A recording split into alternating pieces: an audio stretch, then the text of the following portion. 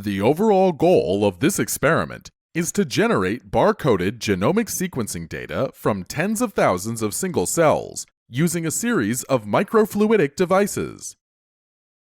This method achieves unparalleled single-cell sequencing throughput. We use microfluidics to encapsulate, lyse, and barcode cells individually, preserving underlying genomic heterogeneity which is lost in conventional shotgun sequencing studies. The main advantage of this technique is that it is high throughput and capable of producing single-cell data from tens of thousands of cells.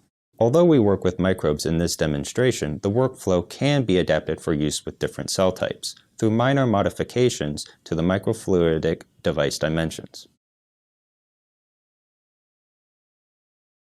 To begin the protocol, prepare 1 milliliter of 3% weight per volume low melting temperature agarose in 1x tris EDTA or TE buffer.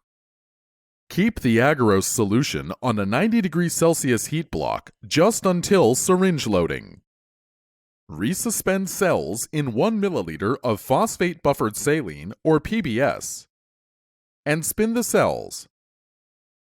Aspirate the supernatant and resuspend the cell pellet in 1 milliliter of 17% volume-to-volume density gradient medium in PBS and keep the cells on ice until the syringe loading.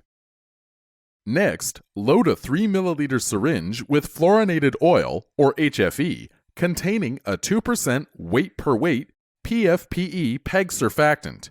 Fit it with a 27-gauge needle and place it into a syringe pump. Load the cell suspension and molten agarose into 1 milliliter syringes, both fit with 27-gauge needles, and place them into syringe.